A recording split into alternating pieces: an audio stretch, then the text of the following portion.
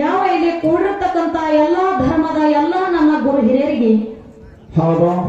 ಶಿವ ಪಾರ್ವತಿ ಸ್ವರೂಪದಲ್ಲಿ ಕುಂತಿರ್ತಕ್ಕಂತ ನನ್ನ ತಂದೆ ತಾಯಿ ಬಳಗಕ್ಕ ಹೌದು. ಅಣ್ಣ ಬಸವಣ್ಣನ ಸ್ವರೂಪದಲ್ಲಿ ಕುಂತಿರ್ತಕ್ಕಂತ ಅಣ್ಣನ ಬಳಗಕ್ಕ ಹೌದಲ್ಲ. ಅಕ್ಕ ಮಹಾದೇವಿ ಸ್ವರೂಪದಲ್ಲಿ ಕುಂತಿರ್ತಕ್ಕಂತ ಅಕ್ಕನ ಬಳಗಕ್ಕ ಏನ್ರಿ ಮಾತ ಖಾಸಗಿ ಸಂಘದ ವತಿಯಿಂದ 2ನೇ ಸಂದಿನ ನಮಸ್ಕಾರವನ್ನು ಹೇಳುತ್ತಾ ಅವರಿವರನ್ನ ಇಲ್ಲಿ ಕೂಡಿರ್ತಕ್ಕಂತ ಎಲ್ಲಾ ಧರ್ಮದ ಎಲ್ಲಾ ನನ್ನ ದೈವಕ್ಕ ಏನ್ರಿ ಮಾತ ಮತ್ತೊಮ್ಮೆ ಮುಗಿದೊಮ್ಮೆ ಕೋಟಿ ಕೋಟಿ ನಮಸ್ಕಾರಗಳನ್ನು ಹೇಳುತ್ತಾ ಅದನ್ನು ತಮ್ಮ ಮಹಾತ್ಮರಾಗಿರ್ತಕ್ಕಂಥವ್ರು ಶರಣರಾಗಿರ್ತಕ್ಕಂಥವ್ರು ಸತ್ಪುರುಷರಾಗಿರ್ತಕ್ಕಂಥವ್ರು ಏನ್ ಮಾಡಿದರು? ಮಾತಿನಲ್ಲಿ ಒಂದು ಮಾತಿಯನ್ನು ಹೇಳ್ತಾರಪ್ಪ ಅಂತಂದ್ರ ಏನ್ ಹೇಳಿದಾರ ಮಾತ? ಮರವೆತ್ತು ಫಲವೇನು ನೆರಳವಿಲ್ಲದ ನಕ್ಕ. ಹೌದು. ಮರವೆತ್ತು ಫಲವೇನು ನೆರಳವಿಲ್ಲದ ನಕ್ಕ. ಹಸುವೆತ್ತು ಫಲವೇನು ಹೈನವಿಲ್ಲದ ನಕ್ಕ. ಹೌದು. ಧನವೆತ್ತು ಫಲವೇನು ದಯವಿಲ್ಲದ ನಕ್ಕ. ನಕ್ಕ ರೂಪವೆತ್ತು ಫಲವೇನು ಗುಣವಿಲ್ಲದ ನಕ್ಕ. ಹೌದು. ನಾನೆದ್ದು ಫಲವೇನು ನನ್ನಲ್ಲಿ ಜ್ಞಾನವಿಲ್ಲದ ನಕ್ಕ. ಚನ್ನಮಲ್ಲಿಕಾರ್ಜುನ ಅಂತಕ್ಕಂಥ ಮಾತ ಯಾರು ಹೇಳಿದಾರ ಮಾತ? 12ನೇ ಶತಮಾನದೊಳಗ ಅಕ್ಕ ಮಹಾದೇವಿ ಅವರು ಈ ಮಾತು ಹೇಳ್ತಾರೆ. ಇದೇ ಮಾತು ಯಾಕೆ ಹೇಳಿದವರು? ಆ ಮರವಿದ್ದು ಫಲವೇನು ನೆರಳವಿಲ್ಲದ ನಕ್ಕ ಅಂದ್ರ ಏನ್ರಿ ಮಾತ?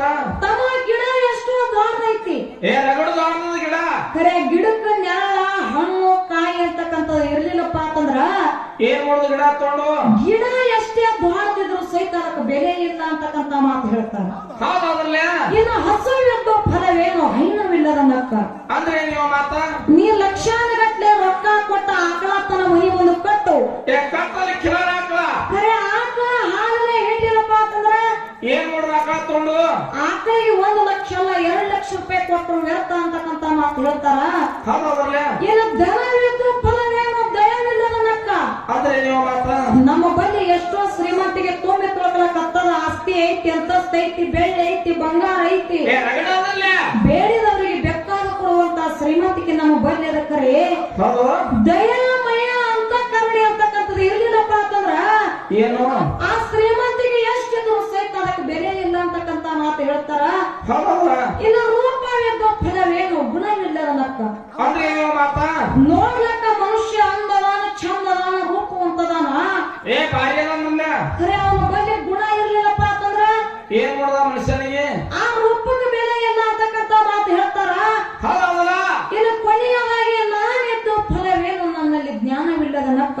ಅಂದ್ರೆ ನೀವು ಮಾತ ಈ 84 ಇವನಿಗಳನ್ನ ತಿರುಗಿ ಕೊನೆಯದಾದಂತ ಶ್ರೇಷ್ಠವಾದ ಮಾನವ ಜನ್ಮಕ್ಕ ನಾವು ನೀವು ಹುಟ್ಟಿ ಬಂದೇವಪ್ಪ ಅಂತಂದ್ರ ಏನ್ ಮಾಡ್ಬೇಕಾಗ್ಯದ?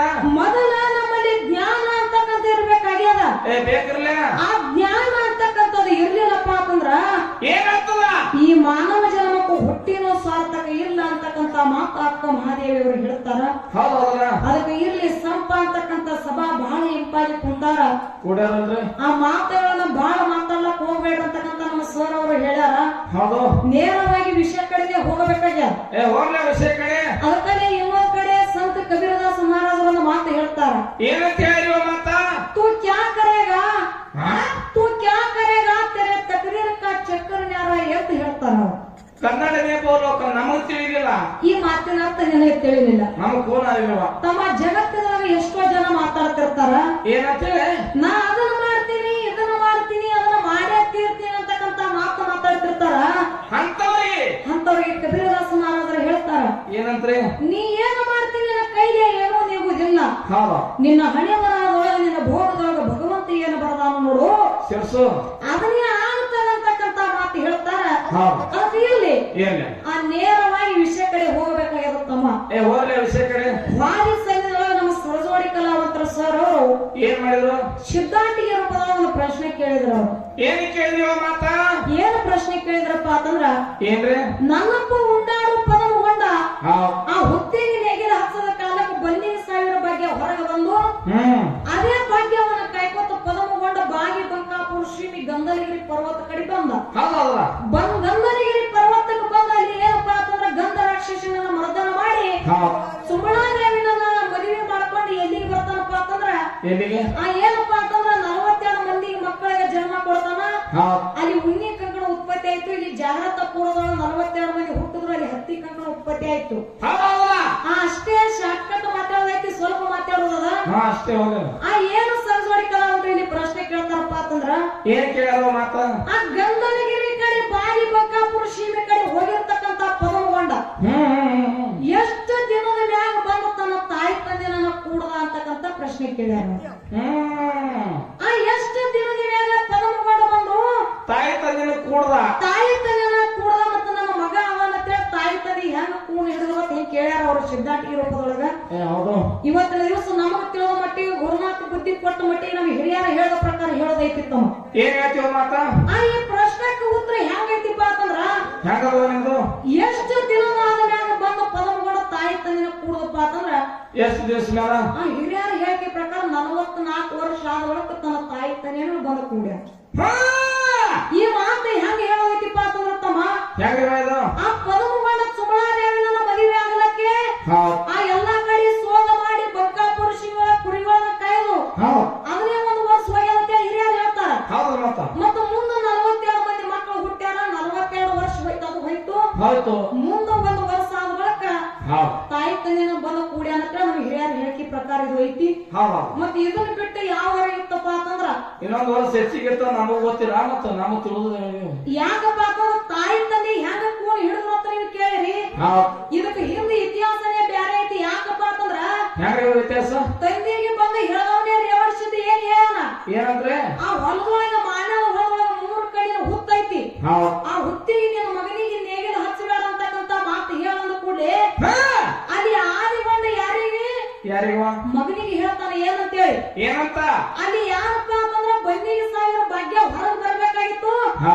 ರೇವರ್ಷದ ಏನ್ ಹೇಳಿದ್ದ ಏನಂದ್ರೆ ಆ ನೇಗಿಲು ಏನಪ್ಪಾ ಅಂತಂದ್ರ 3 ಕಡೆ ಹುತ್ತಿಗೆ ನೇಗಿಲು ಹಚ್ಚಲಾಕ ನಿನ್ನ ಮಗನಿಗೆ ಹೇಳತ್ತೇಳಿ ಹೇಳಿದ್ದ. ಮತ್ತೆ ಡೈರೆಕ್ಟ್ ಆಗಿ ಅಲ್ಲಿ ಯಾರಪ್ಪ ಅಂತಂದ್ರ ಯಾರು ಆದಿಗೊಂಡ ಹೇಳಿಲ್ಲ. ಮಗನ ಹೇಳಿಲ್ಲಪ್ಪ ಅಂತಂದ್ರ ಮಾಡ್ತಾನಂತಕ್ಕಂಥದ್ದು ಆದಿಗೊಂಡ ವಿಶ್ವಾಸ ಇತ್ತು ಅಪ್ಪಗ. ಅಪ್ಪ ಏನ್ ಹೇಳ್ತಾನ ಮಗನ ನೀ ಎಲ್ಲಾ ಕಡೆ ನೇಗಿಲ ಹೊಡಿಕರೆ ಆ ಹೊಲದೊಳಗ 3 ಕಡೆ ಹುತ್ತೈತಿ ನೇಗಿಲ ಹಚ್ಚಿಬೇಡ ಅಂತೇಳಿ ಹೇಳ್ಯಾನ. ಯಾಕ್ರಿ ಹಚ್ಚತ್ತೇಳಿ ರೇವರ್ಷದ ಹೇಳ್ಯಾನ. ಎದ್ರ ಸಲುವಾಗಿಪ್ಪ ಅಂತಂದ್ರ ಮುಂದಲ್ಲಿ 42 ಮಂದಿ ಮಕ್ಕಳು ಹುಟ್ಟಬೇಕಾಗಿತ್ತು. ಉಣ್ಣಿ ಕಕ್ಕಡ ಬೆಳಿಬೇಕಾಗಿತ್ತು. ಆದಿಗೊಂಡ ಈ ತರ ಹೇಳ್ಯಾನ ನನ್ನ ಮಗ ಇದಕ್ಕೆ ಮಾತು ಮೀರಿ ನಡೀತಾನಂತಕ್ಕಂಥದ್ದು ಯಾರಿಗ್ ಗೊತ್ತಿತ್ತು? ಆದಿಗೊಂಡ ಗೊತ್ತಿತ್ತು ಅಪ್ಪು. ಆ ನೇಗಿಲು ಹಚ್ಚದ ಅದೇ ಬಂದಿಗೆ ಸಾವಿರ ಭಾಗ್ಯ ಹೊರಗೆ ಬಂದು ಅದನ್ನೇ ಕಾಯ್ಕೊತ ಎಲ್ಲಿಪ್ಪ ಅಂತಂದ್ರ ಪದಮಗೊಂಡ ಬಾಗಿ ಬಂಕಾಪುರ ಸೀಮೆಗೆ ಹೋದ. ಅಲ್ಲಿ ಸುಮಳಾದೇವಿನ ಮದುವೆ ಮಾಡ್ಕೊಂಡ 42 ಮಂದಿ ಮಕ್ಕಳಿಗೆ ಜನ್ಮ ಕೊಟ್ಟ. ಅಲ್ಲಿ ಉಣ್ಣಿ ಕಂಕು ಉತ್ಪತ್ತಿ ಆಯ್ತು. ಇದು ಮೊದಲು ಯಾರಿಗಪ್ಪ ಅಂತಂದ್ರ ರೇವಣ ಶುದ್ಧನೇ ಅಪ್ಪ ಆದಿಗೊಂಡ ಹೇಳ್ಯಾನ. ಅಪ್ಪಗೂ ಗೊತ್ತಿತ್ತು ಹೆಂಗಾದ್ರು 44 ವರ್ಷ ಆದ್ಮೇಲೆ ಮಗ ನನಗೆ ಬಂದು ಕೂಡ್ತಾನ ಅಪ್ಪಗೂ ಗೊತ್ತಿತ್ತು. 44 ವರ್ಷ ಆದ್ಮೇಲೆ ಇವನೇ ನನ್ನ ಮಗ ಅದನಂತೆ ಅಪ್ಪ ಕೂನ್ ಹಿಡ್ದಾನ. ಇಷ್ಟು ನೀವು ಪ್ರಶ್ನೆ ಕೂತ್ರ ಇದ್ರ ಬಿಟ್ಟು ಮತ್ತೆ ಏನ್ರಿ ಗಾದೆ ಗೊತ್ತಿಲ್ಲ. ಮತ್ತೆ ಇದನ್ನ ಬಿಟ್ಟು ಯಾವ್ದಾರ ಇತ್ತಪ್ಪ ಅಂತಂದ್ರೆ ನೀವು ಮುಂದಿನ ಸಂಧಿಗೆ ಆ ದೈವಕ್ಕೆ ತಿಳಿಯುವಾಗ ನೀವು ಹೇಳಿದ್ರಪ್ಪ ಅಂತಂದ್ರೆ ನಮ್ದೇನ್ ಅಭ್ಯಂತರ ಇಲ್ಲ. ಯಾಕಪ್ಪ ಅಂತಂದ್ರೆ ರೇವಣ ಶುದ್ಧ ಮೊದಲೇ ಹೇಳಿದ್ದ. ಅದಕ್ಕೆ ಇರ್ಲಿ ಬಾಯನ ಮಾತಾಡಿದ್ರೆ ಬೇಡ. ಅವರು ಪ್ರಶ್ನೆ ಕೇಳ್ಯಾರ. ನೀವು ಒಂದು ಕೇಳಿದ್ರೆ ಇಲ್ಲಿ ಕುಂತಂತ ದೈವಕ್ಕೆ ತಾಳಿ ಕೊಟ್ರಪ್ಪ ಅಂತಂದ್ರೆ ಅವ್ರಿಗೆ ಒಂದು ಪ್ರಶ್ನೆ ಕೇಳಿದಾರೆ. ನಮ್ಮ ಕೇಳೋದಲ್ಲ ಇರ್ಲಿ ಕೇಳ್ಬೇಕು ಮತ್ತ ಏನು ಪ್ರಶ್ನೆ ಕೇಳೋದ ಏನು ನನ್ನಪ್ಪ ಯೋಗಿನದ ಅಮಾವಾಸ್ಯದ ಮುತ್ಯ ಅವರು ಕೈಲಾಸದಿಂದ ಪೂಲಕ್ಕೆ ಬರುವಾಗ ಹೋಮದ ಕಮ್ಮಳಿ ನೇಮದಿ ಬೆತ್ತ ಪ್ರಸಾದ ಗಂಟ ಬಡವ ಬಾಗಿ ಮಳಿ ಕೀಲಿ ಬೆಳಿ ಕೀಲ ಸರ್ವ ಸಾಹಿತ್ಯಗಳ ತಗೊಂಡು ಮುಮ್ಮೆಟ್ಟ ಗುಡ್ಡಕ್ಕೆ ಅಮಾವಾಸ್ಯದ ಮುತ್ಯ ಬಂದ್ ಹೇಳ್ಕೊಂಡ ಹೆಂಗ ಮುಂದ ಮಂದಿನ ಮಾಡ್ಕೊಂಡು ಹಿಂದ ತಂದಿ ಮಾಡ್ಕೊಂಡು ಜೊತೆಯಲ್ಲಿ ಬುತ್ತಾಡಿಸಿದ್ದನ್ನ ಕರ್ಕೊಂಡು ಬಂದು ಹೇಳ್ಕೊಂಡ. ಮುಂದ ಅಮಾವಾಸ್ಯದ ಮುತ್ಯಾಗ 3 ಮಂದಿ ಪುಣ್ಯದ ಮಕ್ಕಳು 4 ಮಂದಿ ವರವಿನ ಮಕ್ಕಳು. ಪುಣ್ಯದ ಮಕ್ಕಳು ಮಾಯದ ಮಗ ಮಾಧುಲಿಂಗ ತೇರವಾಡ ಮಗರಾಯ ಕರ್ಣಿ ಮಲಕಾರ ಸಿದ್ಧ. ವರವಿನ ಮಕ್ಕಳು ಅವತಾರ ಸಿದ್ಧ ದೇವಿನ ಬಿಳಿಯಾಡಿಸಿದ್ದ ಆಚಾರ್ಯ ಸೋಮ ಮುತ್ಯ ಕಡಿಯುಟ್ಟಕ್ಕನ ಮುತ್ಯ ಒಬ್ಬಕ್ಕೆ ಹೆಣ್ಣು ಮಗಳು ರೇವಕಾದೇವಿ. ಏನ್ ಪ್ರಶ್ನೆ ಕೇಳೋದಾಗ ಏನೇಳಿ ಆ 4 ಮಂದಿ ಅಮಾವಾಸ್ಯದ ಮುತ್ಯನ 4 ಮಂದಿ ಮಕ್ಕಳ ಧರ್ಮ ಏನಿರ್ತಿದ್ರು ಹೊನ್ನ ಬೇವರಿಗೆ ಗ್ರಾಮಕ್ಕೆ ಇರ್ತಿದ್ರು. ಆ ಹೊನ್ನ ಬೇವರಿಗೆ ಗ್ರಾಮದ ಗೌಡಿಕೆ ಸಲುವಾಗಿ ಅಣ್ಣ ತಮ್ಮರೊಳಗ ಜಗಳಗಳಿತ್ತು.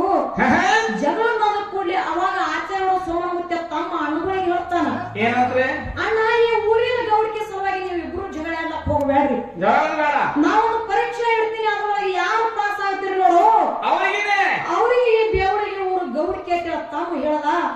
ಹೇಳಿ ಒಂದು ಮಾತು ಹೇಳ್ತಾನ ಏನಂದ್ರೆ ಆ ಕಾರುಣಿ ಬಂದೈತಿ ನಾಳೆ ಸೂರ್ಯೋದಯ ಕಾಲಕ್ಕೆ ಕಾರುಣಿ ಬಂದದ.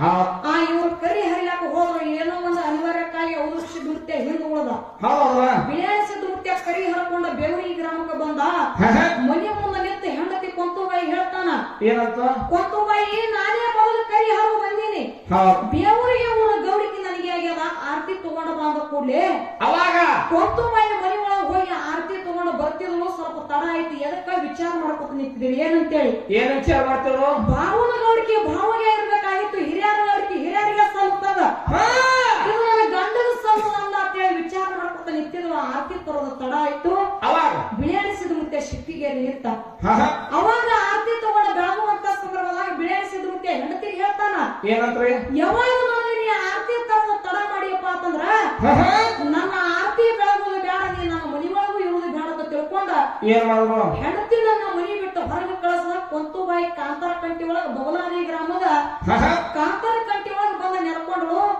ಇಲ್ಲಿ ಹೆಂಡತಿನೂ ಆರತಿ ಬೆಳಗಿಲ್ಲ ಅಕ್ಕ ಬೆಳಗಿಲ್ಲಪ್ಪ ಅಂತಂದ್ರೆ ನಾವು ಬೆಳಗುದಿಲ್ಲ ಉಳಿದ ಧರ್ಮರ ಹೆಂಡತಿಯರು ಒಳಗ್ ಹೋಗ್ಯಾರ 3 ಮಂದಿ ಹೆಣ್ಣ ಮಕ್ಕಳು ಇಲ್ಲಿ ಅವರು ಬೆಳಗಿಲ್ಲ ಮತ್ತು ಬಿಳಿಯಾಡಿಸಿದ ಮುತ್ಯ ಬೇವರಿಗೆ ಊರ ಗೌಡಿಗೆ ಆಗ್ಬೇಕಾದ್ರೆ ಹಿರಿಯರ ಗೌಡಿಗೆ ಕಿರಿಯರಿಗೆ ಆಗ್ಬೇಕಾದ್ರ ಅಲ್ಲಿ ಬಿಳಿಯಾಡಿಸಿದ ಮುತ್ಯಾಗ ಯಾರು ಬಂದ ಆರತಿ ಬೆಳಗಿದ್ರು ಅವ್ರ ಹೆಸರು ಹೌದು ಆ ಆರತಿ ಇವರೇ ಬೆಳಗ್ಯಾರ ಅಂದ್ರಪ್ಪ ಅಂತಂದ್ರೆ ಅವರಿಗೆ ಮತ್ತೆ ಬಿಳಿಯಾಡಿಸಿದ ಮುತ್ಯಾಗ ಏನು ಸಂಬಂಧ ಅಂತಕ್ಕಂಥದ್ದು ಸಣ್ಣ ಪ್ರಶ್ನೆ ಇದೊಂದು ಸಣ್ಣ ಸಂಶಯ ಬಂದು ನಮ್ಮ ಸಿದ್ಧಾಂತ ಇರುಪದ ಪ್ರಶ್ನೆ ಕೇಳಿದಾಗೈತಿ ಅದಕ್ಕೆ ಇರ್ಲಿ ತಮ್ಮ ನಮ್ಮ ಸರಜೋಡಿ ಕಲಾವಂತರ ಸರ್ ಅವರು ಹೇಳ್ತಾರ ಅಂತಕ್ಕಂಥ ಆತ್ಮವಿಶ್ವಾಸ ನನಗದ ಈಗ ಬಾಳೆನ ಮಾತಾಡಾರ್ದೆ ಯಥಾ ಪ್ರಕಾರ ಆ ಯಥಾ ಪ್ರಕಾರವನ್ನು ಸತ್ಯ ಸಂದರ್ಭದ ಚಾಲ ಹಾಡಿ ನಮ್ಮ ಸರಜೋಡಿ ಕಲಾವಂತರಿಗೆ ಪಾಡಕೊಡು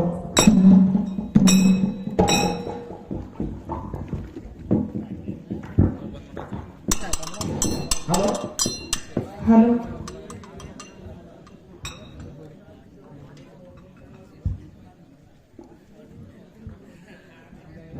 ಹಲೋ